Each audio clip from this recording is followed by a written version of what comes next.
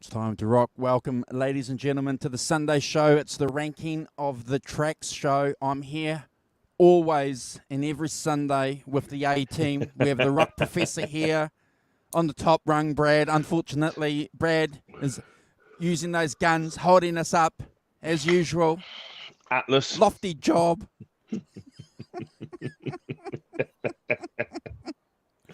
Oh my dear. Lord.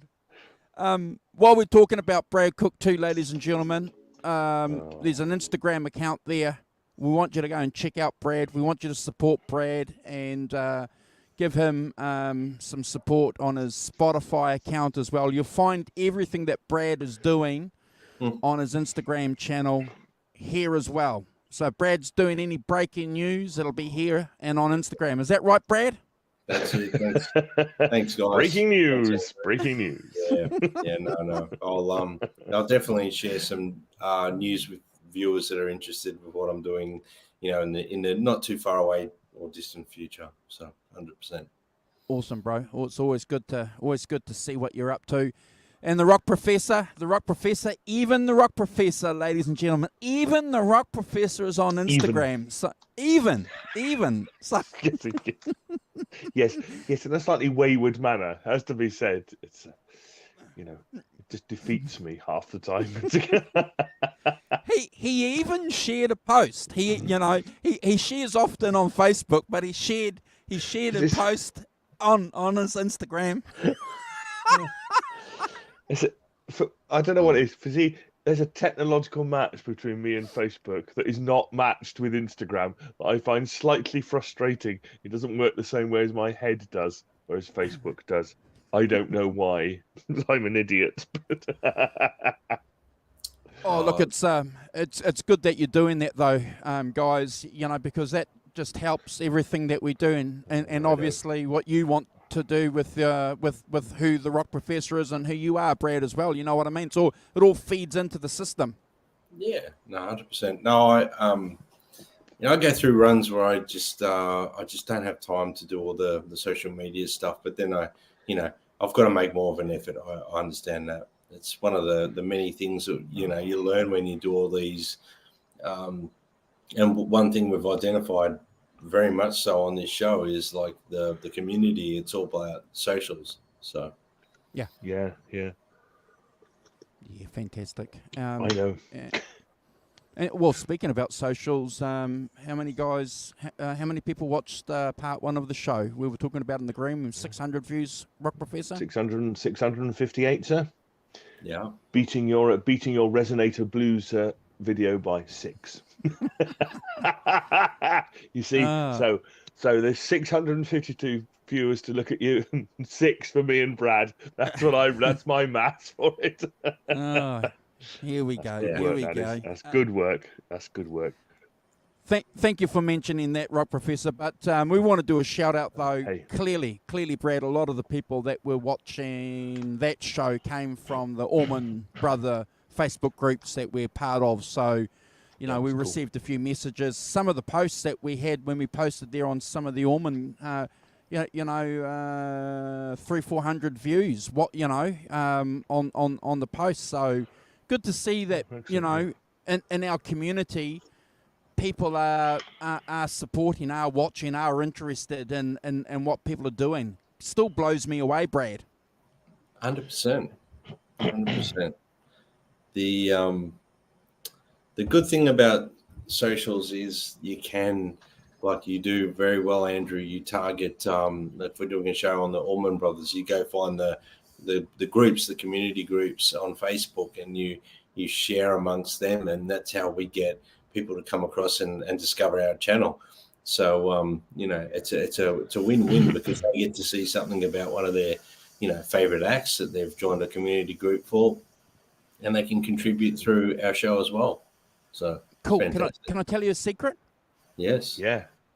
I'll tell you guys a secret, and if anyone is watching, if you do that, if you're going to do, what we do here, and you want to share something on a Facebook group, before you post your post, find out who the admins are, and then send the admins a message or DM them on their Facebook group and ask them and say, look, I'm part of a YouTube channel. We've got, we get together once a week. We talk about albums. We'd love to put a couple of links from our channel on your Facebook group. Is that okay? 9 times out of 10, bro, they say yes. In the past, I've just gone and done that, posted these links in the past when we first started doing this, and they were deleted. Right. Well, there you go. That makes a lot of sense. Yeah, that's worth knowing. Yeah. Get the approval from the admins and off you go. We just ask, it's it's something that we've always tried to do here too. Be polite, ask, and as you guys know, we're always up to doing anything for anybody that's close to our channel here on this channel. It's what we do. So yeah. So just a little bit of information for people out there. If you want to share, what you're doing on a big Facebook group, ask the admin. Say, is it okay? 100%. What's been happening, Rock Professor? So, got a couple of things this week, as ever. So, the first thing is we mark the passing of a man called David Lindley, who started off in the 60s in a group called Kaleidoscope. Here, I've got a record. Actually, if you'll notice, if you can see that, this one's called Bacon from Mars. The actual album is called Beacon from Mars. I think they got somewhere online. I can't remember the story, but there was some misspelling done, and it was got to be called. This is a compilation record, but it's yes. He played with Jackson Browne, and as my brother was reminding me last night, he had a band called El Rayo X, which is my brother has the record, which is a fine record. So a fine musician, played with everybody, Dylan, Springsteen. Everybody recognised his musical wizardry. One of those people who could just play things, and worth checking out if you never have. Ooh. I got some interference. I became aware of him as a artist probably about 7 years ago, and started getting into a bit of country and bluegrass, and came across his name, and then made the connection to Jackson Browne. And I posted a thing on some memories on Alan Garber's Facebook page.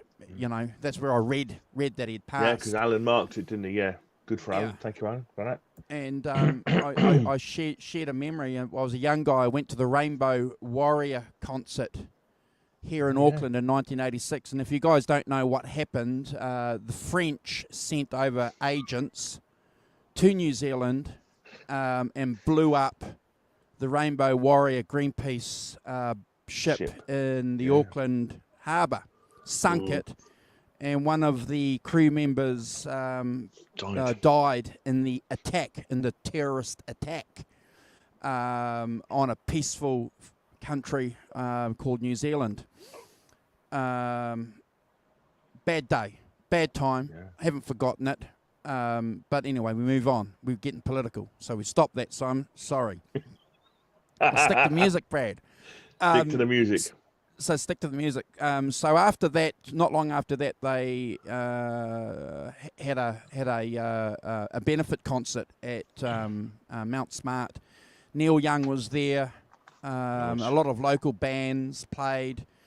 I went up with some friends and a girl, and I got to tell you, Brad and Simon and everybody in the chat. I can't remember who played, but there was about 4 or 5 acts played, and then Jackson Browne came on, and Jackson Browne sounded so much better than the acts before. And Brad, it didn't have anything to do with the sound man or anything like that. It was just the musicianship, the tightness of that band, bro, that just transcended that whole sound thing that bands play through.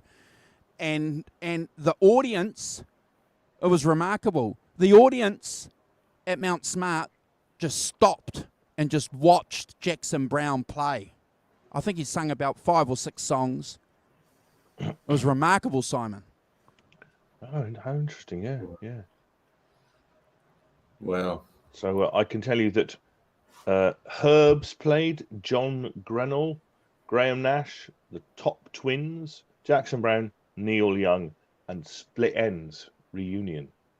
Yeah, Split Ends played, and also there were a couple of other local bands that played as well. There was a band called, you might have heard of them, Brad. They did an acoustic set. Oh, Hello Sailor. Hello Sailor did an acoustic set. Graham Brazier. They were our version of the Stones. These guys were awesome. Can I say this on live? Yeah. Oh, careful. I'll be careful. I'll be careful. So Graham Brazier, he was in a band. It was a Doors tribute band, and they were playing at a pub called the National in Morrinsville. So me and some friends, we went there. Anyway, I went to the toilet, as you do, and I could hear some noise in one of the toilet cubicles.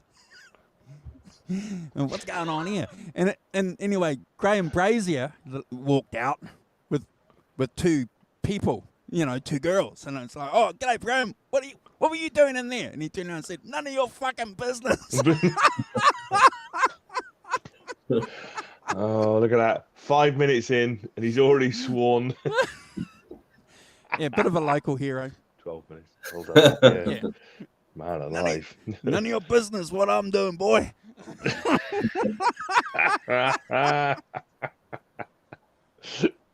So anyway, that's my first shout out. If you don't know this, check it out. Amazing kind of Eastern influence and stuff involved in it as well. It's kind of a bit Jimmy Page-ish, but yeah, good band and great musician. And the other thing we should mark this week, and Michael also, our colleague on here and friend of the channel, he's been marking it. It's the 50 years of Dark Side of the Moon. Wow. Being released this week. So what an unbelievable album. Wow. Yeah. 50 years ago. My very first Pink Floyd record I bought was Dark Side of the Moon, just because I had to experience it for myself. What an amazing record. Yeah. Me too, bro. It was my first album too. Yeah. But also some more sad news. I just realised that Michael Rhodes is a bass player, plays for Joe Bonamassa, and he's played for Orianthi, strain guitar player. And I mean, his list, he's a session guy. He's played with just about everyone. He passed away. I don't know exactly how he's passed away at this point, but very sad news. I've watched, the live performances I've got on DVD with Joe Bonamassa with him on bass, and I've always just gone, this guy is just a gun. Mm. Yeah, so I'm guessing there's a few heavy hearts in the Bonamassa camp at the moment. Yeah, I wonder why he wasn't playing with him this time around, but clearly he's been ill for a bit, I would guess. But it's very sad. Yeah. Yep. Yes, I saw that last night. Absolutely, Brad. Well done. Well remembered. Yeah, so thank you for that. We thank tip you. our That hats to Blues Michael Rhodes. Explosion gig that he did, that Bonamassa did a couple of years ago. Yes. He's playing fantastic gig. Fantastic. We should do that one day. Yeah. Yeah. Red Rocks as well. He plays on that. Fantastic. With Kirk Fletcher. 100%. Cool. Yeah. You want to do a shout out, Rock Professor? We should also say, great show with Bob Wooten. 6 hours ago, 8 hours ago. What a great show that is. Well done, Andrew. Fantastic stuff. That was great. Really interesting bloke. Really erudite, and some fantastic stories, observations, and opinions. Just what we like on here. So that was fantastic, and 300 views. So well done, boss. Good work. He's beaten us all on his own, Brad. Does he need us? No, he doesn't need us. He doesn't need us, mate. He wants us. He wants us. No, look, it's a collective effort, guys, and thank you for the nice words in the comments. It's part of what we do. It's part of what I'm interested in personally too. Love talking to these people. And it gives them an opportunity to talk about what they've done, gives them an opportunity to present their social media accounts, which is what we do, that whole thing that we do here collectively that we like, and it helps our channel, when we do that, it helps what we do. So So Bob's going to come back on in 6 weeks, ladies and gentlemen. He's promised he's going to come back. The Rock Professor's going to join us for that one. I'm going to be there for that. He's going to be there, and we're going to hang out for a couple of hours. Bob showed us one of his guitars. He showed us the 58, and he's got a couple of other guitars that we didn't get a chance to talk about, so he's going to show those as well. I won't tell you what they are. You guys have to watch it. A real 58, we should say. A real one, not some reconditioned stuff, not something through the custom shop. But, no, a real one. A real one. Yeah. But it was great having a chat to him, because I've been following him on social media, as you guys know, for a while. He's what he's done on the channel with Ramon was pretty good. Brad, you might remember, I've told you this, when we had 400 subscribers on the channel, there was a guy called Ramon from the guitar Ramon Goose channel. Yeah, he's got 40,000 subscribers. He had about 24 when we had 400, and I asked him if he wanted to come on, and he replied back immediately, and he said, "Sure, bro. When do you want me?" That's unreal. That's pretty cool. I was half expecting him to say, "Nick off." You like that? I do. It's very good. Is that a strange New Zealand expression? Is it neck off? Or is it just changing the first two letters to NE? Nice. But it was a great show, and it was really nice for him to come on. Fantastic. And I'll be there for the next one for sure. Oh dear. Yeah. He said some interesting things too, ladies and gentlemen, in the green room after the show, and I won't tell you about them, but I'll prompt him for him to talk, because he needs to talk about. There's two great stories, so come back for part 2, ladies and gentlemen. Quite a few great stories, but there's going to be 2 awesome stories that you guys are going to be floored by, that he hasn't told anybody, he hasn't written about. So and it involves a guy called whose first letter is E, and his second letter is C. C. Eric Clapton. Never heard of him. Fantastic. But it was a great interview, and I know I say this a lot, but everyone's got a story. Man alive, he's got a story, isn't he? Really interesting story about being, he's being around that in the late 60s, and being around the blues thing of London for the last 50 years. Is wow. You just if you're in there, you're in there, aren't you? You can smell it from the inside. Wow. I know, amazing. Yeah. Thank you for that. Want to do a shout out? So that's fantastic. Yes, let's get onto the team in the chat. So good morning to Ellen, of course. First up, some bloke called Simon Williams. Arvin, good morning, Arvin. Nice to see you. Tim Thomas, Christopher Livesour, somebody called Bob Doblina. Of course, pronounced it vaguely right. Bob, welcome. Not seen you before, so welcome to the show. Hope you enjoy it. Ellen, Tim, Thomas, Arvin, Hugh Caldwell. Morning, Hugh. Hugh's like me, up with the lark. Although it is getting light. It's light here now, which is good. And soon the clocks will spring forward, and I'll be able to have a lie-in. unless Mr. Walton alters it all round, then I won't. yeah. Well, when the clocks go back, we start an hour. So no lying. I knew it. Gosh. I knew it. I knew he'd scupper me. I think you get 2 weeks. I think before the changes, because I think our daylight saving ends first week of April. When does yours end, Brad? I'll have to look it up, Andrew. I'll have a look up in a minute and work that out. I'll have a quick look. But yeah, no. It's actually getting darker a bit earlier now and things. So yeah, it's going to start to feel like daylight savings. Nights are drawing in. Yeah. Sorry, Rock Professor. Sorry. That's right. You aren't at all. You're not sorry at all. Make him get up. It's what he deserves. So, good morning to Gretch Zeppelin. Morning, Gretch. And Holly Lewis. Morning, Holly. Good to see you. I hope you're good. And, well, he's been to the hand doctor this week. I don't know how that's going, but hopefully it's going all right. So hopefully I've got everybody. Tim, Chris, Hugh. Yeah. So morning, everyone. Thanks for joining. And good to see you all. The crew.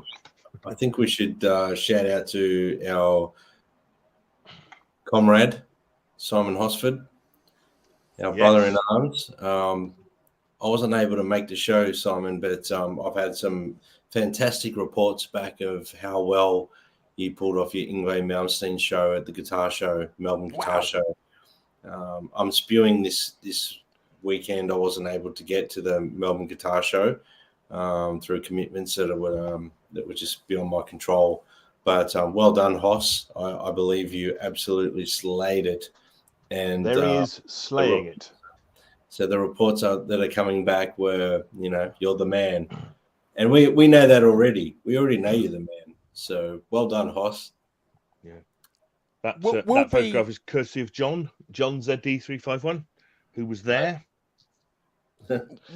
We're going to do a debrief, ladies and gentlemen, in a couple of weeks' time. So Brad will be on, Hoss. It'll be a sort of like an open thing. We have a lot of people. John ZD351 will be in.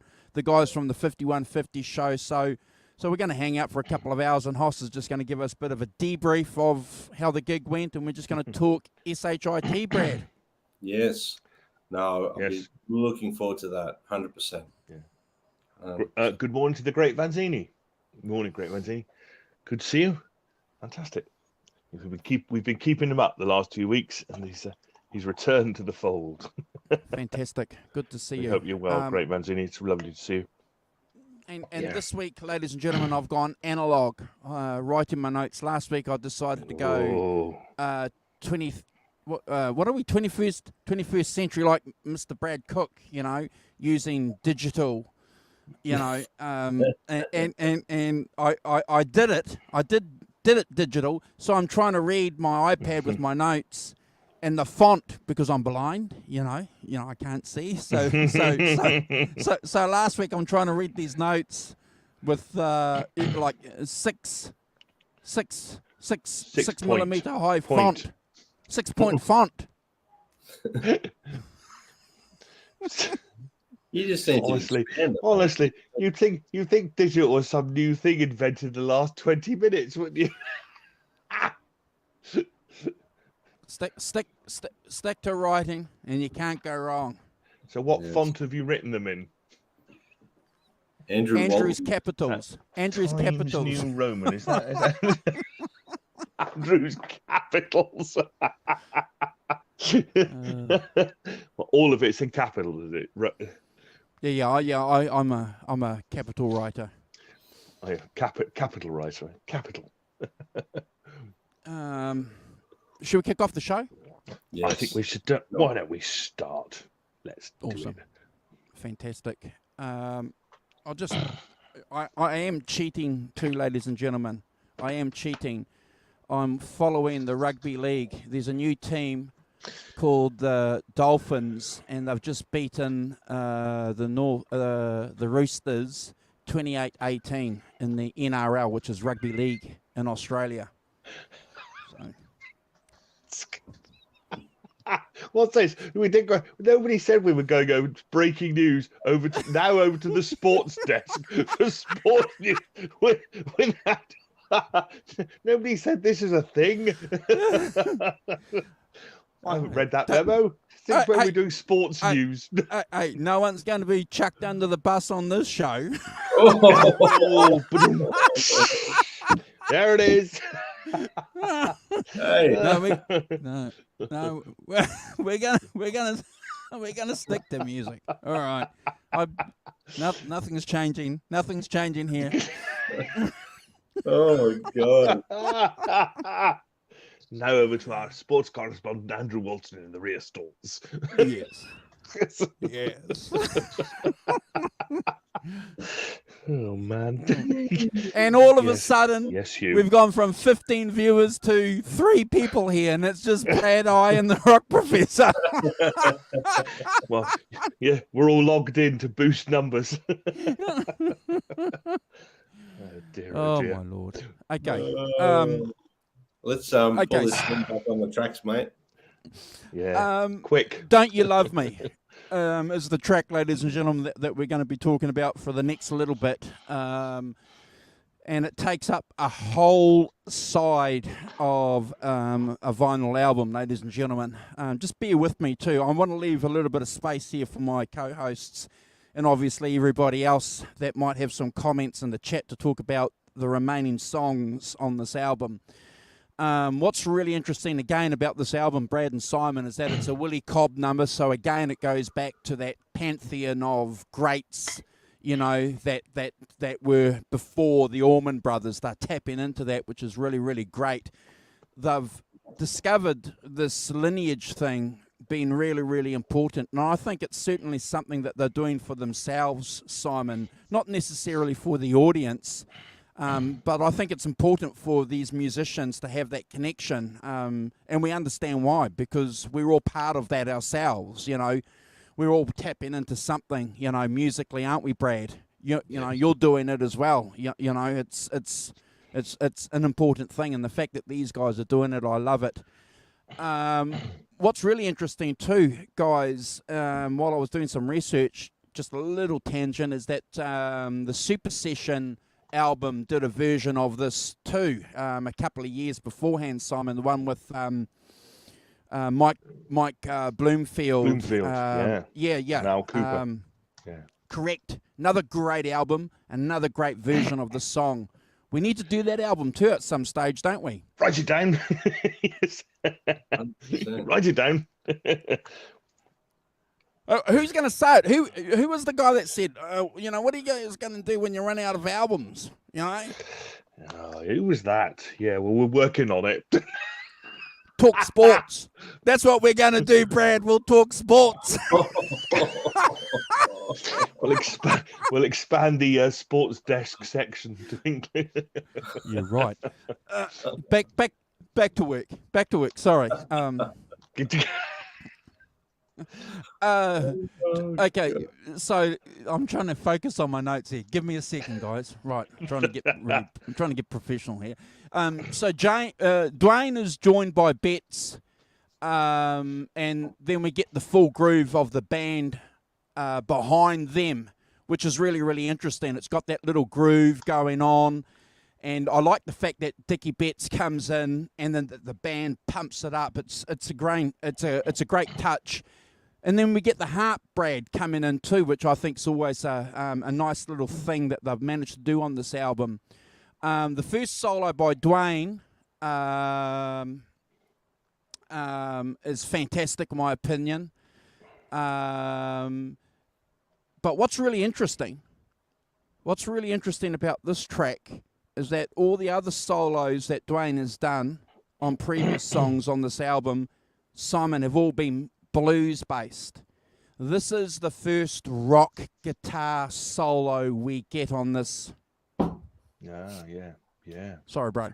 This is the first. Brad's fallen off his chair.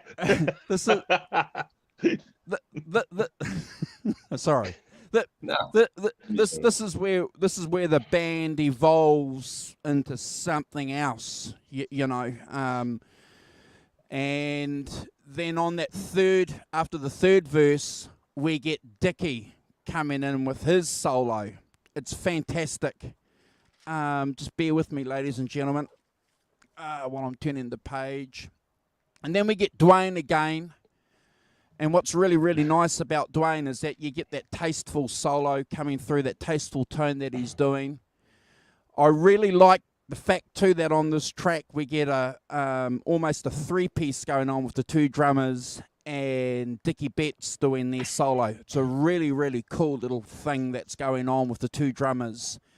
You guys notice also that somebody yells out, "Play all night," which is really, really great. I love the fact that they've got that in there, that they didn't edit that out. And also I've got to mention Barry's bass around that 14-minute mark coming through. It's fantastic. What do you guys also think about the way that they've got this little tune, Joy to the World, and when Dwayne plays that, that's a sign for the band to wrap it up, you know, because they could have gone on for another 5 or 10 minutes. I'm mindful that you guys have got something to say about this. I'm going to say this is the perfect side for me on this album. I know that I Brad scored and ranked everything either Brad scored or 10'd on part one. This one is out of the universe, out of the solar system. This is the track on the album for me. This is my favourite track. I could talk about this track for another 20 minutes, but I want to pass it on to the Rock Professor and then Brad. It's perfect. Yeah. Well, first thing I'd say is that we've ranked this song before, of course, on John Mayall's Hard Road. It's on John Mayall's Hard Road. But it's only 2 minutes 50 on John Mayall's Hard Road with Peter Green, not 19 minutes. So somewhat of a difference between the two. But so I mean, it's quite of a standard, isn't it? Recorded, as I say, with John Mayall, and also Gary Moore recorded a version of it as well. But that British blues connection there, strong on this track. I mean, I think Andrew, you know, it's a fantastic thing. It's where they really start stretching out. I think that one of the things I did notice on repeated listening is that, and you mentioned it about the playing that Joy to the World at the end, that it is broken into sections. I think each section is probably quite improvised, but you can tell that it's broken into sections. They do something, they do it 4 times, and then they do, you know, and you can see how they've structured it, which kind of gives weight to that, to what we talked about last week about the Allman Brothers being a band who jams, not a jam band. I think it's an important distinction to notice in particularly in this song, and I think in when we get on to Whipping Post later, that song as well. But where you can hear, you know, they use all the instruments. They, you know, there's organs, there's the organ solo, there's a harp solo. You know, they're changing the dynamic of the song all the time, with dropping it out, leaving only Dwayne Allman slide at 1 7 minutes. You know, then Dickie Betts comes back by the drums, and then you know, and as we've talked a lot about on these things, these long songs are a particular thing, and they are as much as anything about feel and dynamics, and about with the way you can stretch out and as a band and do a lot of different things, but keep it interesting. You know, I also think that there's, you know, this is also where they start, that kind of jazz influence starts to come in as well in those long improvisation sections. It's a, you know, it's a fantastic kind of roller coaster ride of a song, up and down and round and turns and twists, you know, which keep it really interesting all the way through. It's as you say, Andrew, it's a fascinating, you know, song. You can listen to it 100 times and get something else out of it. Each time you notice something different, have a different emotion to it and things, which I think is what you have to say about this little thing, you know. But as I say, it is a particular thing, you know. It's a long, you know, organized but, you know, improvised sections, you know, and that's, you know, that's a particular thing. I think they do it better than most, and it's a 10 out of 10 for me, and never a skip. It's an amazing track. I agree with you. Thank you, Brad. Thank you. Well, I love this song.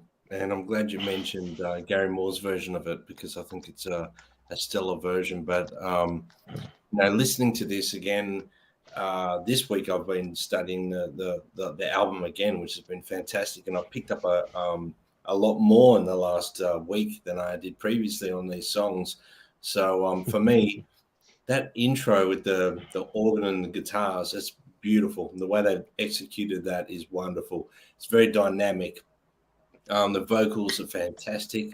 The first solo from Dwayne, I'm going to shadow what Andrew said about it being a step away from being a traditional blues style solo, a little bit more rock, classic rock style, something that we would expect would have probably influenced maybe players like Jimmy Page and down the line, Jimmy Page to Joe Perry to Slash to, modern day heroes today. So, 100%.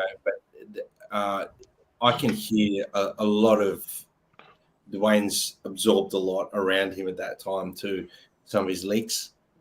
I'm leaning on things like Clapton in there. There's a lot of that. There's a lot of that stuff going on. And it's a beautiful solo. It's probably hands down my favorite guitar solo on the whole record, this one in this song from Dwayne Allman.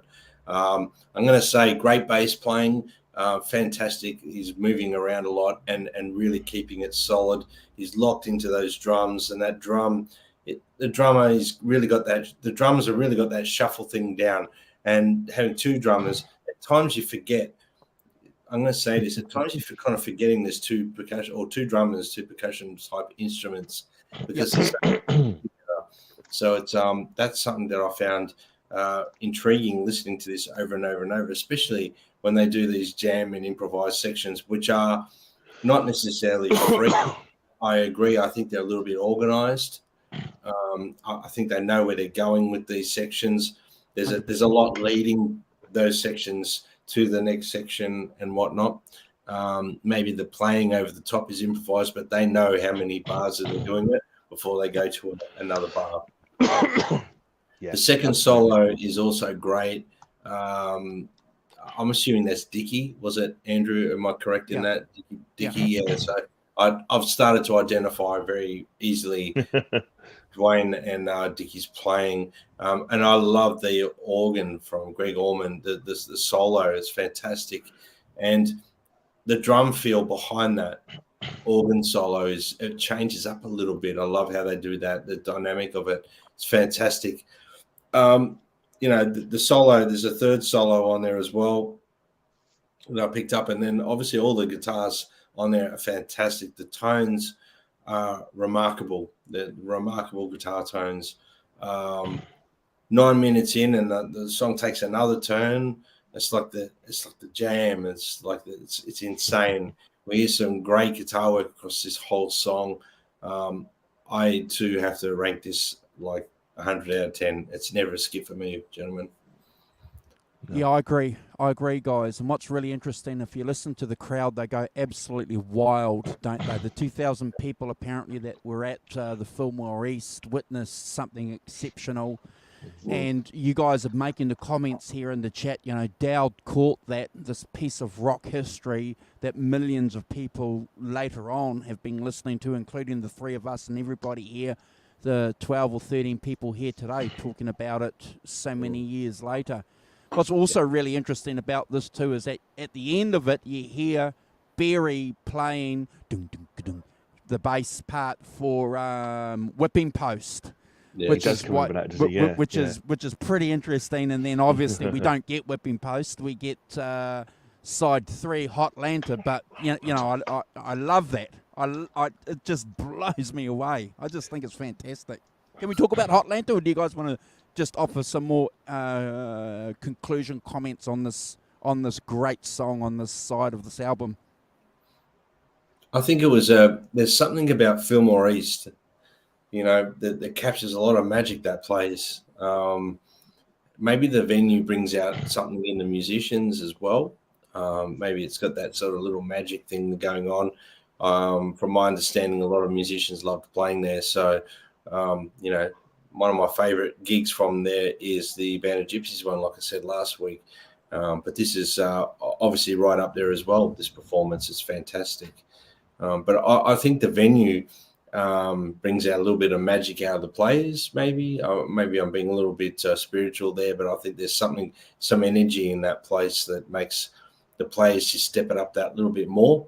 I guess looking at the Fillmore East, like everyone was like, when they got a date at the Fillmore, they were like, oh, we're playing the Fillmore. So they were going to make it special. That's my observation on that. But they catch it lightning in a bottle on that performance, Simon. Oh, completely. Oh, absolutely. Yeah, it's very interesting, and pretty much the last performance of the Fillmore East before it closed. Yeah, as well, very sad. which is very significant, I think. And but I think that it's these records and these things. They are a product of their times, aren't they? As much as anything else, they are a product of that we've talked quite a lot about on this channel about. And interestingly, Bob alluded to it, earlier, didn't he, in your interview with him earlier, Andrew, about in that 60, that he talked about what's it, the talent coming off the magic rising up through the pavement. I can't remember the exact words, but and I think that that's the same, in America, where we've come through, the Second World War, and then there's that kind of, as Bob described it, very, very beautifully. I think about the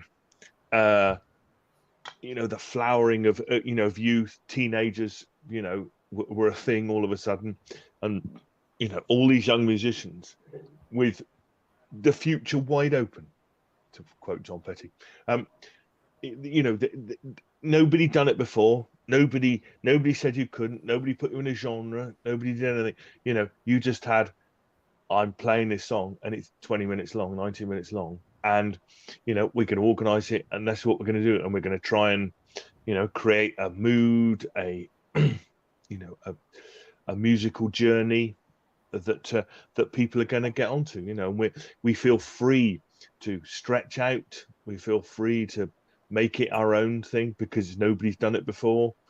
Yeah, I think the Stones summed it up pretty well too, didn't they? The teeny boppers grew up. All of a sudden, they went from, over a period of 3 or 4 years, since they went from pissing themselves and screaming and going hysterical to actually sitting there and listening to them. And and that '69 tour was a pivotal moment in history where the young people, Simon, had grown up. Now they were listening and watching the act, and obviously, 69, 70, 71, 72, that whole thing of the young people, of the people at the time, just watching this great performance by these great acts, Brad, and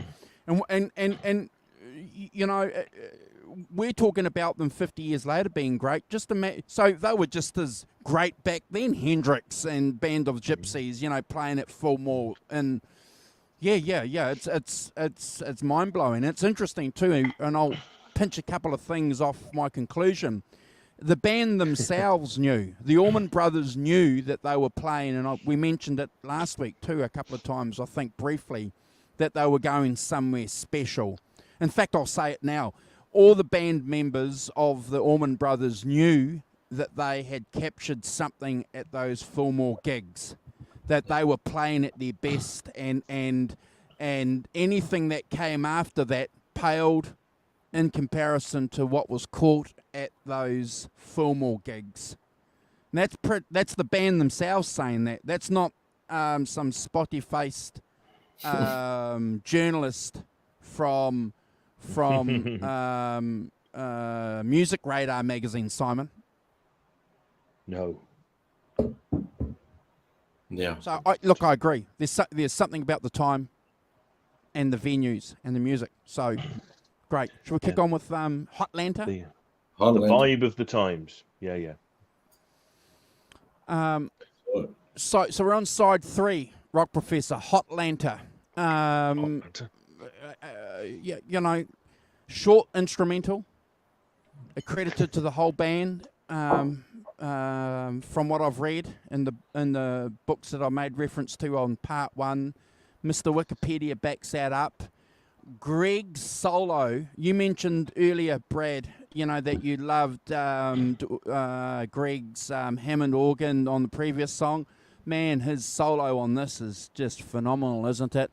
Oh, And the interplay between Barry and the drummers, Simon, is the star for me on this track. It's just remarkable what these guys are doing. Look. Short song. You can understand why they've done this. It's an opportunity for the rhythm section to do something just by themselves as a song. 10 out of 10. Rock Professor, never a skip. Yes, it's a yes, it's a kind of sort of quite a lot of. I mean, I think again the jazz. It's the jazz influence. It's jazz drumming. Holding down the beat, kind of going on. As you say, the organ. Great organ solo from Greg Allman. Wow. It's but it breaks it up nicely, and it's credited to the whole band. I like the harmony guitars in it as well. Clearly worked out harmony guitars. We've said before it's an early version of twin guitars playing in harmony. It's really good. I gave this a 9 out of 10 and never a skip. I think just purely if we're going to give 100 out of 10 to other songs, but I would never skip it. It's a great song and really nice, relaxed kind of instrumental that breaks up the songs. So 9 out of 10 for me, never a skip. And I can understand why you would give that a 9. I'm only sticking to my edict on part 1 where I said that it's either a Brad score or it's a 10. One or the other. Oh, Brad. He's always introducing rules, isn't he? That looks subsection 4A of the rule book of Andrew says. So I can't go back on my word. Look, this song in particular, it's I love the organ in it, like you mentioned, Andrew. I love the intro, the way the organ plays that intro. There's some wonderful guitar harmonies in this, and it really highlights how well Diggy and Dwayne played together. They actually had a quite the same sort of vibrato going on and things like that. So they could play these parts and sound like one guitar, which is fantastic. There's some great bass playing, very, very fluent moving lines throughout the whole song, and the drumming is stellar. It's fantastic from both drummers, and it's got. I don't know if I picked up a slight Latin feel to this drum beat. I don't know if you guys picked that up. Yeah, it's got a slight Latin feel to it. But anyway, it's got some great guitar solos, and it's very musical. Let's just say this: there's a lot's going on in this song, and it took a fair few times to consume and listen and pick up every little nuance of what's going on there. I love the little drum solo breakdown, which is great to hear, that little sort of section. And being short and sweet, I like that. It sort of breaks the song up a little bit as well, and I kind of like that sort of thing. This, for me, is a 10 out of 10. It's never a skip, gents. Awesome. And guess what? Alan agrees as well. That's it. So should we time the Rock Professor out now? Well, 9's a good score. I mean, no, not. Come back. No, look, no, that's fine. It's fine. But only against the other tracks. Only see, it's fine. You can have a rule. I don't have to adhere to it. Did we say hi to Andrew? What, from Digital Guitars? Yeah. I did. I saw it in the chat. Yes, morning, Andrew. Digital Guitars. Nice to see you. Good to see you, brother. Coming in on the horseplay. What I'm going to leave some space, ladies and gentlemen, for my co-hosts on the next couple of songs. And we'll probably have a bit of a collective conversation about it, because I think I've already told you my favourite song on the album, but the next two songs are, again, it's just, this album just gets better and better and better and better, and the whipping sorry, in memory of Elizabeth Reed is, again, it's just, Brad, you know, it's a song, and I listened to it again this morning, and I'm trying to, it's, this song is just beyond words for me sometimes. So bear with me. I've got wow. I've written wow. I've written. Seriously though, those volume swells that Dickie does on this song, I didn't know when I was a young guy, Brad and Simon, what the hell they were. I thought it was something that Dwayne Allman was doing. You know, I thought it was impossible that a guitar player could do that, and it wasn't until about the early 2000s where I may have read it or somebody told me, and then I went and did some research when I started getting into, you know, this band maybe about 10 years ago, and saw how they did it, Brad, how he does it on his Les Paul. And can you grab your Les Paul, bro? Can you grab your Les Paul and put your finger on how he, because you know how he would do it. So he's playing and he's using his finger, his little finger on the volume while he's strumming. Yes, he's doing that while he's playing. What? That's quite difficult to do. Like, that's quite hard, isn't it? With that, I'm trying to hold it in the air, so disregard the what I'm doing here. But so it's very hard to do. Wow, I know, bro. I've tried. I can't bloody do it. Mm-mm. So yeah, that is quite an effort to do. I mean, it's a bit of a stretch if you're Yeah. I guess So he's doing that on a Les Paul, not on a Strat, on a Les Paul. Doing that, so on the pick down, you're that's rolling that up. Correct. Jesus, it's heavy. Time you held it that long in the air. So he's doing that live. He's not using a volume pedal, ladies and gentlemen, that people use today. Rock Professor, you know, he's using that pinky. Remarkable. Unreal. Yeah. Hugh's right. You can do that on a Strat. Yes, a Strat. You can do that on a Strat. Brad, hold your guitar up again. Hold your guitar up again. Of course, I'm happy to hold it. It's like going to the gym, isn't it? Hada! And let me just rest it on my pec. Oh. Yes, don't do that. It's very difficult. Hang on, let me try. This is about the height that they would do it. Yeah. Yeah. And so. Oh, that's better. So yeah, there we are. That's the action they would be doing, I reckon. Yes, that's it. Exactly, brother. You got it. Yeah. Clearly easier when you're standing up, Brad. I'll take you from that. Thank you, bro. Thank you for that.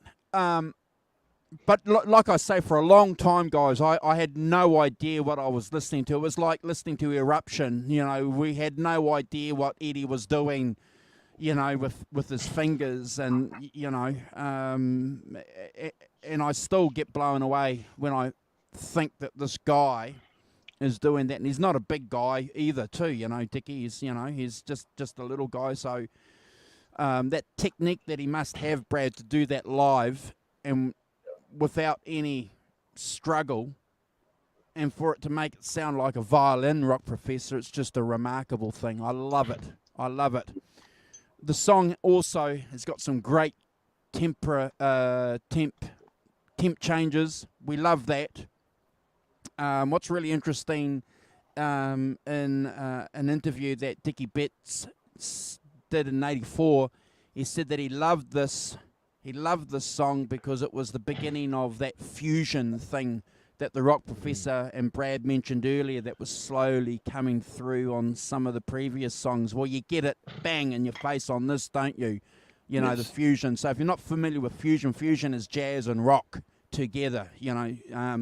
And so for Dickie to articulate that clearly is an influence on Dwayne Allman and his introduction into the band for them to listen to Miles Davis and John Coltrane, Simon. Is that something that you've picked up in your research as well?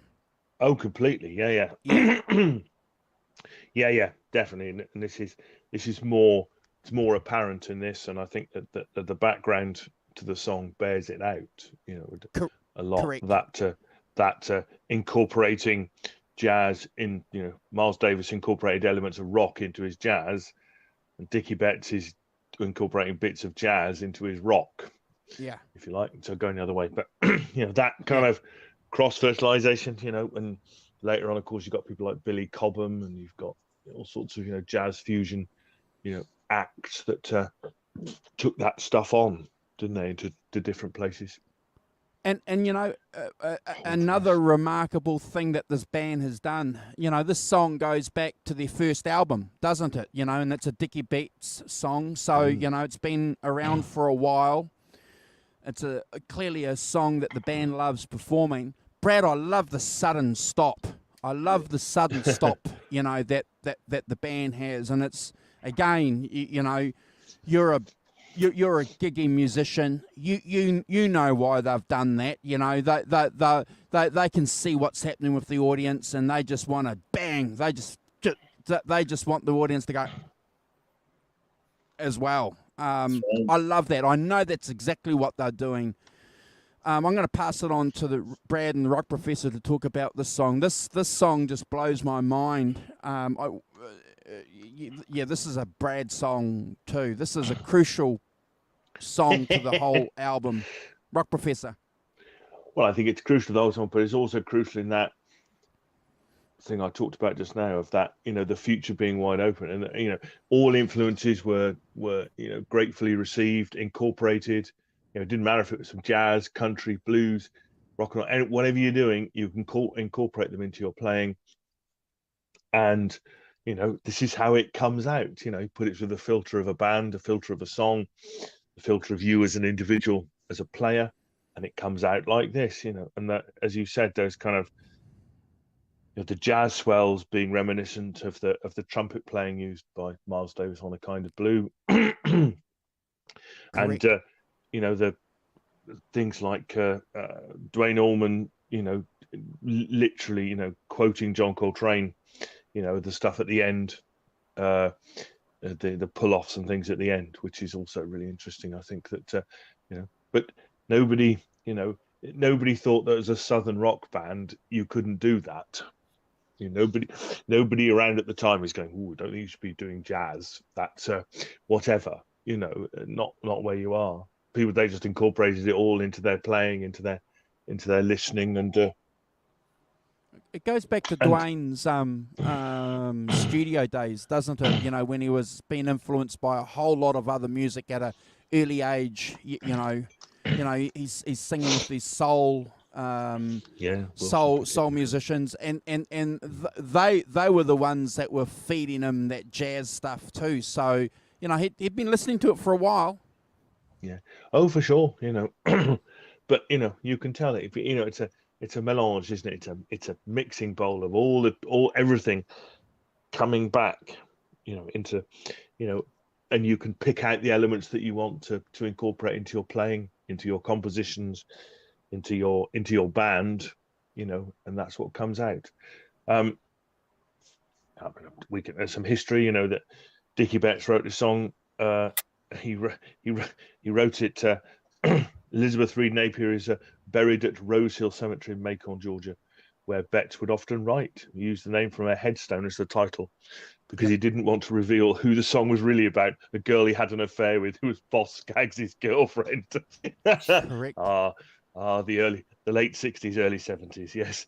But and also we should say that Dwayne Allman and Berry Oakley are buried in the same cemetery, so it has deep links with the Allman Brothers. But as we've said, it's really that kind of that long jam thing where they, you know, they incorporate these jazz elements into it, which makes it an extraordinary track. As you said, Andrew, that there's a lot of dynamic stuff, change of the rhythm under the guitars, changing the rhythm back to the original. Got an organ solo again, and you've got Dwayne coming back with the solo, and you've got drop downs gradually picking up, and as you say to that, and also the drum break at the end, kind of nearly a drum solo, but not quite. I don't know whether they cut out a huge amount of it, or there was a much longer drum solo bit in there. I guess there might be. But yes, it's only a short drum break, not even a solo really. But you can tell that that's just in that drum break. You can see where that drive comes from, and it does. Two drummers gives you a tremendous drive, doesn't it? As a band, it gives you tremendous momentum. It's 10 out of 10 for me. Never a skip. A fantastic track, and right in their wheelhouse of what they do. Brad. Yeah, I agree. Well, I'm going to hold this very close to me while I give my rankings on this song. Hooray! Just kind of feel like I should be holding this close by this point of the album. So, yeah. Do you feel the need for armor? Yes, that's it. Okay, so Memory of Elizabeth Reed. I think it's a beautiful mellow feel to that intro. And Andrew's already highlighted the volume swells, but I put here some wonderful volume swells. I'm not sure if this is the very first time a volume swell's been used in this fashion or not, but something that I thought of. I don't think I've heard a recording pre this. Good point.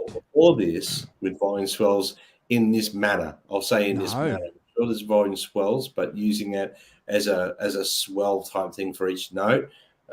Something very unique that, to give that violin sort of feel about the guitar, as if someone's playing a violin, Andrew and Simon. So, wow. I love the organ vamping in the background from Greg. I love that feel of that organ that he puts there, just to put that vamp in there.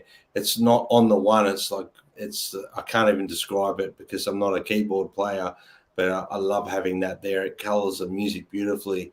Those dual guitars, I mean, what can you say about at this present point in time? By the time you got to the second last track, these guys have got their, I'll say it in the nicest way possible, they've got their shit together with the guitars. They know what they're doing.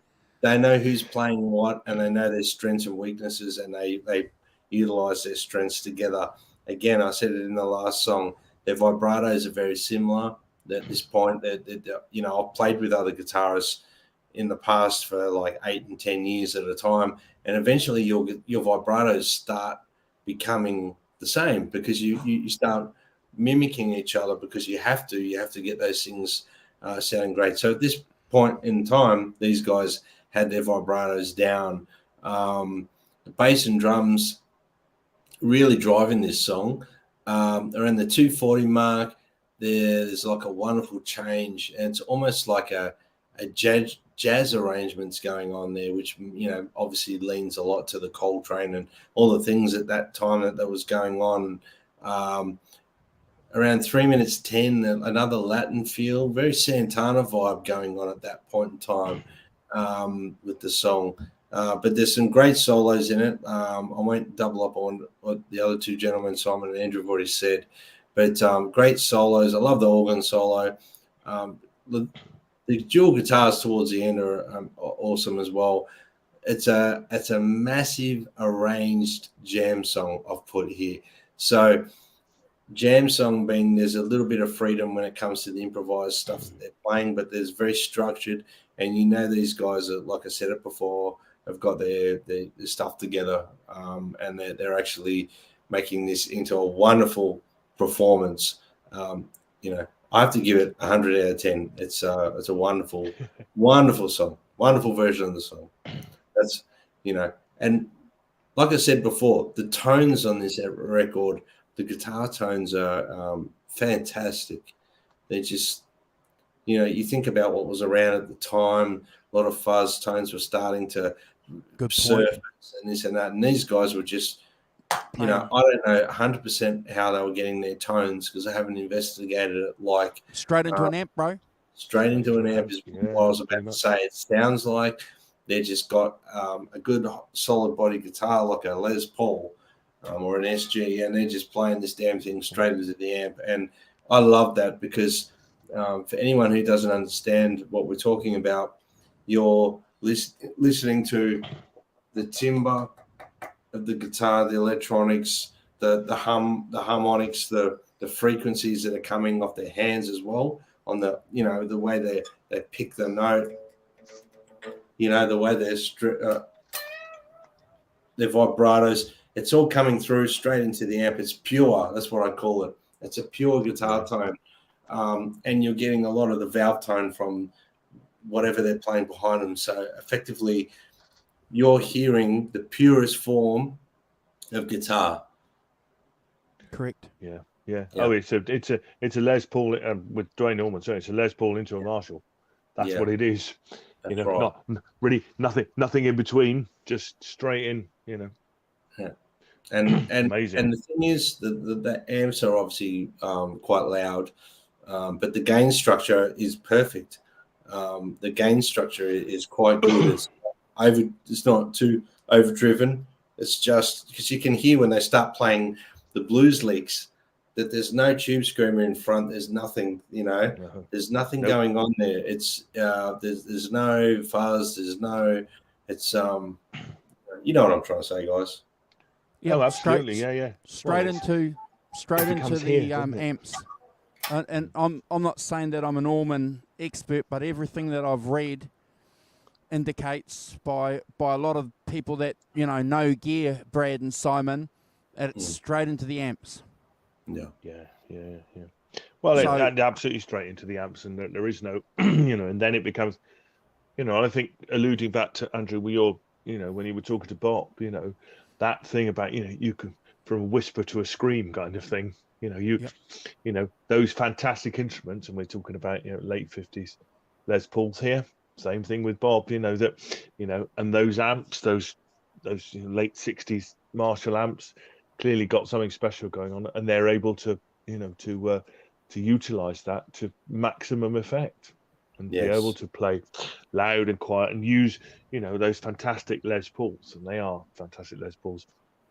I think that was a good point, though, that Brad made, ladies and gentlemen, you know, between the pure tone and pure and clean is what, you know, Holly has interpreted it out, but it's pure tone between, you know, the wood, the electronics, the fretboard, the fingers, the fingernails, the glass.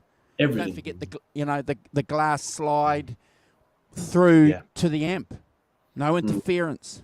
And we know that was a big thing for a lot of these guys because Jimmy Page talked about that too, the pure electricity. Yes, and there's a big thing that goes on, quite a like a 3D or magical quality that goes on between the amp, the electronics of the guitar and the guitar itself. There's something magic that goes on that gives you that 3D tone, and there's a difference between sitting here going like doing that here and then having that plugged into a loud amp, and there's something more pure about that. Even again, it's like it's like a perfect marriage. They work so well together, and they actually make you play differently than what you would just like that. Wow, wonderful insight from the Rock Professor. Cool. From Brad and everybody in the chat too. Wonderful. Thank you guys for being part of this this little get together that we're celebrating and sharing. You know, pure tone. I think Brad, you've summed it up. Pure tone. It's I've never heard it explained or discussed like that. So thank you. My pleasure. That's really good. Yeah. Hitting the nail upon the head. Bang. Yes. And only a Les Paul player's going to say it like that. Yes. None of you strap players are going to say it like that. Hey, look, I love a good strap. Knock it I off. love a good strap. I love it. Look, I love a good strat. I'm a strat man too, but Hey, anyway, horses for courses. Well, let's not go down that path because I'll spend 10 hours talking about how much I love Paul. That's another show, ladies and gentlemen. We'll keep that for another show, Yeah. Oh boy. What point. Strat versus Les Paul? Oh dear. I can see no good coming of this. No. We won't go It's there. both. But It's but both. we'll keep that open.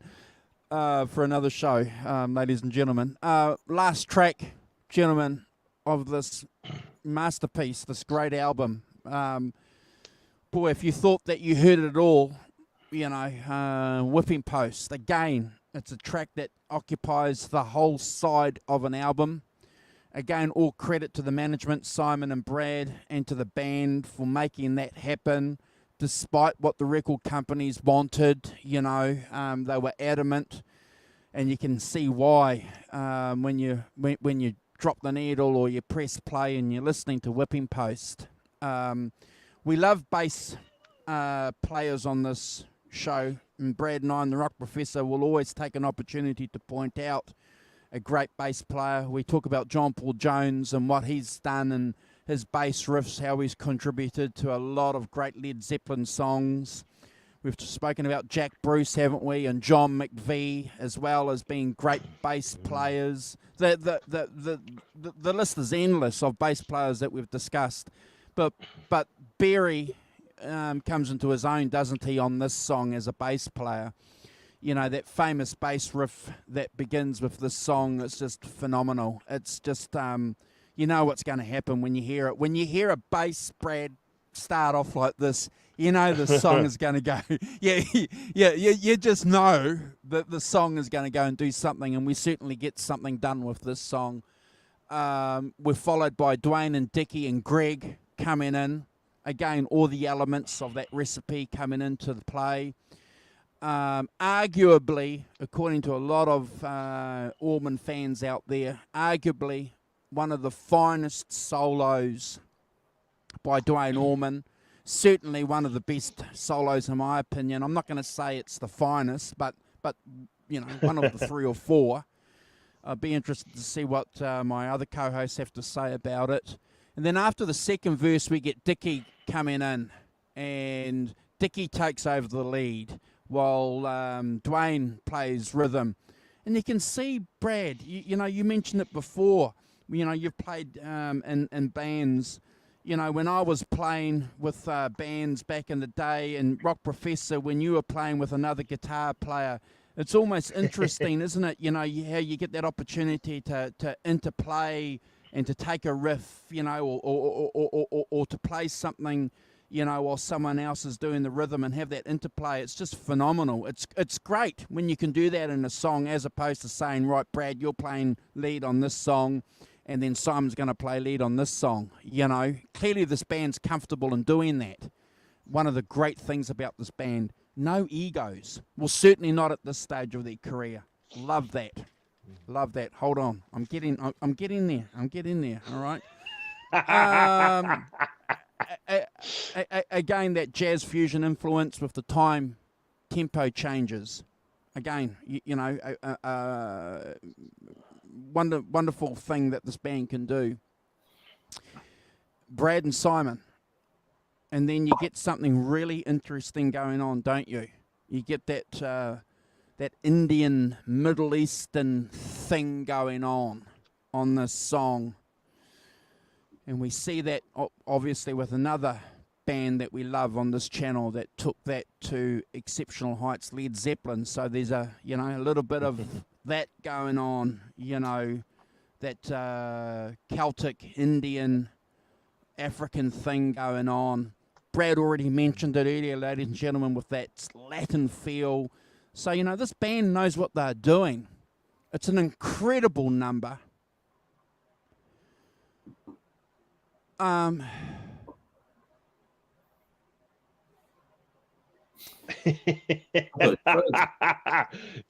What's this? Dramatic pause. Do you want a drum roll? it's my second favorite number on this album, ladies and gentlemen. I just think it's just a phenomenal conclusion to a great album. Oh, I've got a Brad score this, Simon. You better had. Simon. Well, yes. What to say about it that hasn't already been said? I mean, it is the classic Allman Brothers track, isn't it? You know, so classic that as we know that in the 70s people shouted out for it in the audience all the time. Correct. And of course, Frank Zappa got his band to learn it, having had people shout it out in the audience, so that if they shouted out, he could play it. Can I tell you something? While you're saying that, it's a little. So I forget it. Sabrina Kustler is the admin on one of the Allman. On the big Allman Brothers Facebook group. Anyway, she sent me a message and she said that when she went and watched the Allman Brothers play at the Beacon Theatre, just, like recently, nice, within the last 7 or 8 or 10, 10 years. And it's interesting because there's a hardcore group of people that will always stand at the front there and yell out, "Whippy post!" As soon as the band comes on. Almost like it's a comedy routine. Yeah. We've got to do this. We've got to shout it out. Yeah. Sorry. Well, no, it's yes. Well, I mean, on that something, when they introduce it, is it Dwayne Allman introducing it, saying, this is a song from our first record, blah, blah, blah. And then the audience member shouts out "Whippy post," and he says, "You guessed it." So even then, before it was even that well known, they're still doing it. But I like that thing. I mean, clearly it's in a mad time signature as well, 11/4 time, completely. And I love the the fact that they were staying in this house when Greg Allman wrote it, and they had to. And he woke up in the middle of the night with this going on, but he couldn't get up and start jamming because the family had a baby, and everybody was under strict instructions not to wake the baby. So he had to get up and write it in the car's headlights and with a match and write out the structure of it, a burnt match on the ironing board, which is fantastic. This is welcome to 1970, kids. This is how things work then. Never mind. And he had to lick the match. Yeah. To make finish. It right. To finish. Yeah. That's funny. Never mind. Wake up in the middle of the night and talk it into your iPhone voice message thing. So analog version of that. Beautiful. Tom Petty says something really interesting about that. He said only a Southern boy would do that. A Northern guy would go back to sleep. Yeah. Fantastic though, isn't it? I love that sort of thing. It's it's a story, great story, and ended up making a completely classic song, as you've said, Andrew. Elements of a thing. I noticed too that kind of Indian ragga elements in some of the playing, which reminded me of Mike Bloomfield, particularly. I don't know, particularly there, but I'm going for that. I think that the dynamics, the structure of the song. I mean, the way that they've paced it, the way that they play, they slow down, they fast, all sorts of different people playing, and could I say shout out to the rhythm section, the two drummers and Barry Oakley. I mean, astonishing, give it a drive, but they know how to play, don't they? They know how to drop it down, take it down, they know how to pick it back up. They know how to drive it on. There they are, Butch and Johnny. Yeah, Johnny. Fantastic. I mean, astonishing.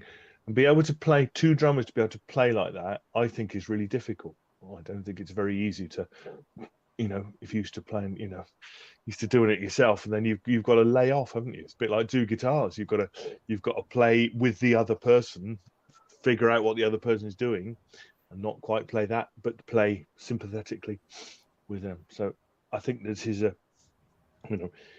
clearly this is the one track you would play to an alien if they came down and said, "What are the Allman Brothers?" This is what you'd play. because it has everything, and it has, you know, the most, I think, probably the most fully formed, you know, thing they ever did. It's an extraordinary piece of music. You know, 22 minutes of unbridled brilliance is what I'm going for. Listen to it, eh? You just got to listen to it. Well, you could sit down, listen to it, you know, close your eyes, listen to it, you know, and be. Well, I think, and there's a really important point, to sit down properly, listen to it, and be transported by it. You know, as a piece of music. You know, go with the dynamics, go with the, you know, the ride, if you like, as a thing. You know, it's an extraordinary piece. I was listening to the song on my earbuds. I took my dog for a walk. I'm walking, I'm listening to it. I turn around, where's my fucking dog? Well, I thought you were going to say you're on the outskirts of Auckland. Yeah, no. So I had to go and find my dog, you know. So I got caught up, you know, listening to this. Yeah, easy to do. Sorry for the swearing, ladies and gentlemen. Again. Look, you know, Simon, you know, if this channel goes down because of potty mouth behaviour, it's not from you or me, mate. No. We know who it is, Wesley. Let's point the crooked finger of doom at the culprit. It's from the team leader himself, yeah? Yeah, the boss himself. Oh, dear. He's a potty mouth. We love him just as much, but, you know.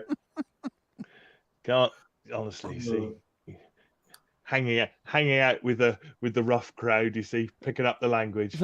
Well, there's a moral to the story. Don't walk your dog listening to the Allman Brothers. Simple, okay? Right. Yeah, okay. I'm not doing it. I'm not a dog. No, I sit on my settee and listen to it on my stereo. Sounds bloody great on my stereo, by the way. We get to that, but so yeah, it's, you know, before I pass on, you know, it is an extraordinary piece of music. It's 100 out of 10 for me. It's a Brad score. You know, it's the thing, and you know, there's it's not. Oh, absolutely, Auntie. Yeah. I mean, clearly the Grateful Dead have two drummers as well. There's still can't be. One has three guitars, or Leonard Skinner. To quote some more. So yeah, 100 out of 10 for me. Never a skip, ever. A fantastic, amazing piece of improvised music. Brilliant, Brad. I don't know what else you could say. Apologies. I don't know what else I can say after the Rock Professor and Mr. Pottymouth up there. I'm pretty much done. Just pack up my Les Paul and go home, you know, and have a soup. Look, what is it? 22 minutes? 22-minute masterpiece. Yeah, it's that intro. I love it. As soon as you hear that intro, you know you're in for a treat. I mean, I love the drum feel in this song, the bass. The vocals, the call and response guitar and vocal thing. I mean, that's that blues thing. But it brought it into like a southern rock feel. Great dual guitars throughout the whole song. The harmony parts, the unison octave runs together. The guitar solos are epic. They're just epic. I mean, you can listen to them forever and not really. You do get lost in what's going on if you're listening to it. I had them on in my headphones at the gym, and I sort of want to mirror what Andrew said. He lost his dog. I had no idea what I was doing after a while. I was like, what the fuck am I doing? Look at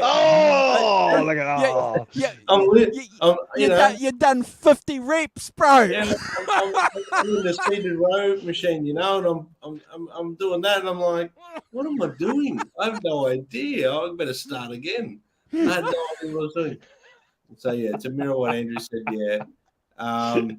look, the musicianship on this album, especially this song, is outstanding. The breakdown section in this song is fantastic. I love the guitar work on all the tracks, especially this one from Dickie and Dwayne Allman. The vocals are great. I can't really say much more than what you gentlemen have already said, but it's a masterpiece. Anyone who wants to listen to, you know, the Allman Brothers, you've got to listen to this track. This version of it is just phenomenal. 100 out of 10 for me. Never a skip. Yeah, well done. Well done. I'm glad you got lost in the gym, bro. I'm glad you're not. I'm glad I'm not the only one that loses things listening to the Allman Brothers. Oh,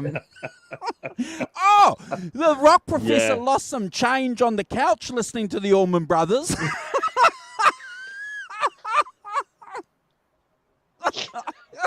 I lost all my So- change. So Hey, we've all he lost something. he lost his change, Andrew, but you and I lost our senses. Oh, you Oh see. my lord! Yeah. Anyway, that was Yeah. a great album to go It's through, and extraordinary. definitely a 2-part epic for our show. Yeah. Thank you guys. I just want to share a thing before I just throw it out to you guys as well. So, you know, every week we're privileged and blessed to be talking about some great albums, and you know, every now and again we do, you know, we might pick something that's extra special to one of us or to us as a collective, you know, but yeah, for me this is certainly one of the great albums that we've done. Thank you guys for being part of that journey and that trip with me, because you know, sharing it and doing it with other people is always the great thing, isn't it? No one likes having their lunch by themselves, but you like sitting down having lunch with someone else, don't you? You know, it's the same. Yeah, it's the same thing with music. You know, we've said it before, Simon. When you went to school, you were looking out for the cats that like music, you know, and you know that were listening to the same things. So I'm lucky. I've found two great guys that love the music, and everybody else that participates and watches and joins us in the chat to take part of this journey. We love it. We're just fans, you know, the three of us. We've never said we're anything other than just fans hanging out. I just want to give one little more observation. So yesterday I watched 2 films. I don't want you guys to think that I'm a lazy bastard either. Okay, all right. But I watched. He's off now, is he? He's off now with the swearing. Now am I every other? I watched 2 films. I watched late last night. I watched Saving Private Ryan in tribute to Tom Sizemore, who has one of the central characters in the film. He passed away. Died, I watched that movie. It was just again, if you haven't seen it, it's a phenomenal movie. Well done to everybody involved in that. But late in the afternoon, I watched Brad. I watched Almost Famous, and I've always been a fan of Almost Famous. Yes. But I'm going to tell you, go and watch Almost Famous and pick out all the Allman Brother references and the Dickie Betts references. Obviously, the main actor is, you know, dressed like, he's got the mo like Dickie Betts. Yeah, it's a homage. It's a homage, and the way that they've interplayed the Allman Brothers into that movie that came out in 2000, 23 years ago, lads, it's remarkable. Yeah. It's unreal, eh? Yeah, Yeah, no, check it out. I picked up that on the first watch through of that, yeah. And I've watched it about 20 times, that movie. It's wonderful. Great movie. Outstanding movie. Oh yeah. Well, Absolutely. gentlemen, off the topic for 2 seconds of the Allman Brothers, and I saw a photo, and I've just remembered to show it. So before I forget to show it, I want to show you guys again. I've saved it to my phone. What's going on here? See who that is? Is that Tony Iommi. Tony Tony Iommi? Iommi. Tony Tony Iommi. Iommi. Yeah. And Yeah. Robert Plant. Really? Yeah. They're worshipping at the altar of the Iommi guitar, are they? Look, see, Iommi and Rob Plant, they're together. I don't know if that's photoshopped or I don't know what the hell's going on there, but I'd love to know what's going on there. Black country mates. I'm sure they know each other. You know? Wow. Yeah. I wonder if there's a little recording that might come out at some point. I don't know. Oh, so that's recent. It looks recent. Yeah. Because, Recent, isn't it? it's not, you know, Robert looks like he does now, and so does Iommi. Tony Iommi. So you reckon there's a project going on? Maybe Iommi's got a solo record coming out and Robert's on one of the songs. I'm just putting it out there. Hey, 2 and 2 make 5. Yeah. Anyway, Nice one. I just thought because You we heard love it here first. we love Zeppelin and we love Black Sabbath, and you know, I thought I'm going to share that on the channel because I saw that, and I've looked in at the photo like as close as I can get to it. It gets blurry to see if it's photoshopped or not. But geez, I don't know. If anyone out there knows what was going on in that photo, let us know. We'd love to know in the comments. What he might be doing the vocals on the whole album, bro. Well, we don't know. I mean, look, for me, I know Iommi with his last solo record, like he had lots of guests on it and stuff like that. So it could be just a one-off, one song. It could be, who knows? I mean, I'd love to hear more of what's going on there. Well, one thing we know, he's not there for guitar lessons, is he? Because Well, no. no, he's got Jimmy Page to teach him the guitar. Hey. Well, look, at the end of the day, it's just an interesting thing. I thought that we'd love to share on here, and hopefully someone might be able to fill us in with what's going on in that photo. Because what a photo! We could start a story. Start the story. Yeah. Well, I've thrown it out. The rumor mill's out, and it started here, folks. All right, Yeah. Started right here. See how far it goes. Let's see how far it goes. Exactly. Oh dear. Yeah. But anyway, wonderful album, guys. Back to the Allman Brothers. So it's well and truly something that's a live performance staple. You've got to have it in your collection. You know, it's one of those things where there's live performances that are, you know, you've got to have in your record collection or CD collection, or let's get all modern on your Spotify playlist. Yep. Really? No arguments from me. No arguments. No. Yeah. I think that it's a band at their height of their powers, isn't it? You know, absolutely at the height of their powers. All their experience, all their musical education is shown up in this record.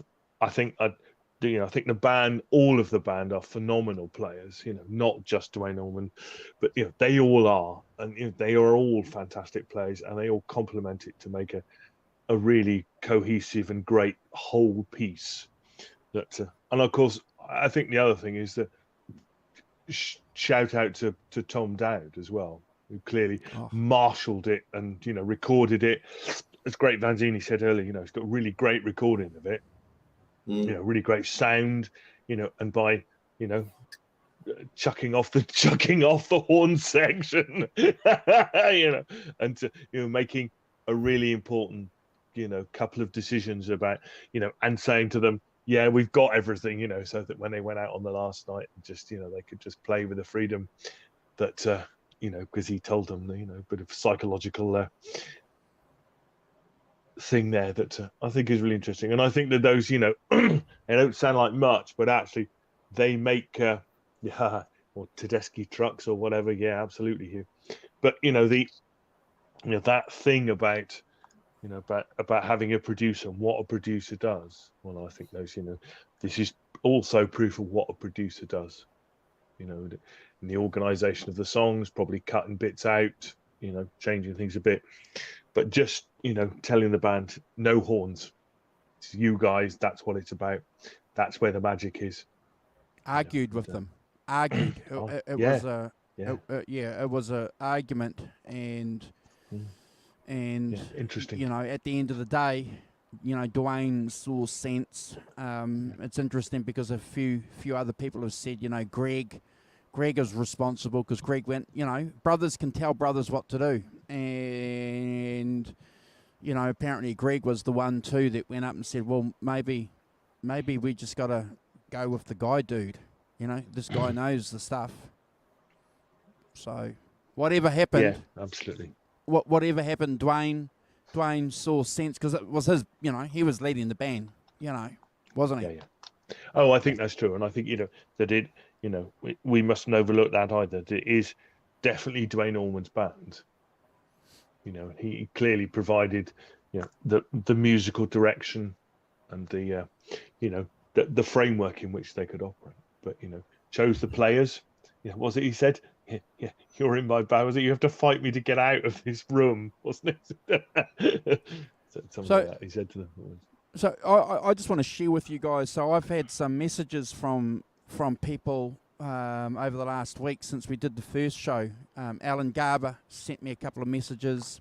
Alan loves the Allman Brothers.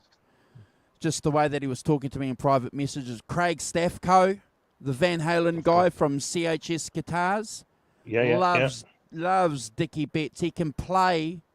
You know, he won't mind me telling you this, guys, but he can play Dickie Betts songs. You know, this is the guy that we identify with being a Van Halen nut. But he's no. This is, you know, Dickie Betts is my boy. It's like, wow. Yeah. It is.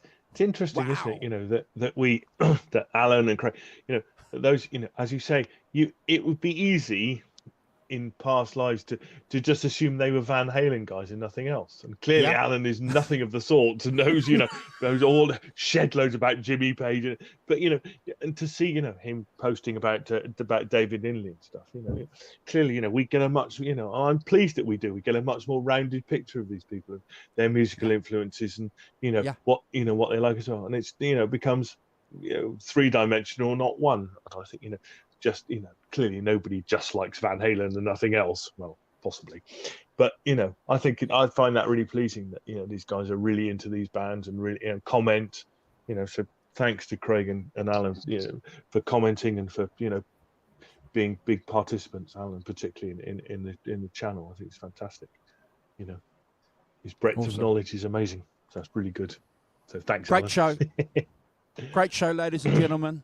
If you're watching on a replay, please, I've added some extra channels on our channels page. Please go and subscribe to all our friends there.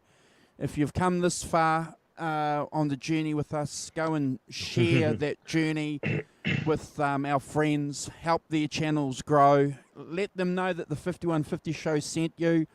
On the bottom there, you'll see some Instagram accounts. Really, really important for you to keep in touch with what we're doing here on the channel there on our Instagram accounts. Brad Cook Music, easy. The Rock Professor, easy. Simon Williams, 33. And you'll find me when you tag on to one of those guys over there on Instagram too. Join the party over there. But please subscribe to our friends. You know, we've got a lot of great friends that have been on our channel, that are on our community page, on our channels page. They could do with a lot of support. The support you guys have given us has been great, and we ask, please, that you support our friends. Thank you. Yes. Yeah. Yes. Yep. Yeah. Go back There's lots of great people doing lots of great things in our community. Hugh particularly puts out lots of things. Great Vanzini does stuff. You know, Mark Tanner, Texas Jackdaw, all these guys are all putting out music and doing their thing. And Brad, and, you know, and hats off to anybody who is putting out music, because it's hard work. Brad will tell more better than most, but, you know, it is hard work and it's difficult. You know, so people who put out stuff is fantastic, and please keep doing it, because it's a nourishment for the soul. 100%. Okay, we're going to cruise. Cool. We've been here for an hour 40. It's been a great show. Who's got the pick for next week? The Backdoor Man. Wow. I've got a couple of ideas, and I'll run them by you backstage, gentlemen. Right. Cool. The Backdoor Man. Are we out of here? Yeah. Yeah. So I'll say goodbye to everyone in the chat first. So thanks to Gret Zeppelin, Ellen, Great Vanzini. Good to see you, Great Vanzini. Hugh Caldwell, Digital Guitars UK. Andy, thanks, Andy. Holly Lewis, of course. Thanks, Holly, for your support. And who else have we got? Arvin. Thanks, Arvin. Hope you're well. Who else we got? Scrolling back up. Sorry, guys, it's a bit of a slow one. Anybody further up there? Gret Zeppelin. Thanks, Gret. Good to see you. And Holly. I think that's probably Tim Thomas as well was in earlier. Tim, thanks, mate. Good to see you too. Christopher Live Sour as well. Thanks, Chris, for joining. And where's the guy the new name guy? Sorry, Bob Dobalina. So good to see you as well. Thanks very much, everyone. It's great to see you, and thanks for your support. And we'll see you next week for more from the British Electric Blues Show.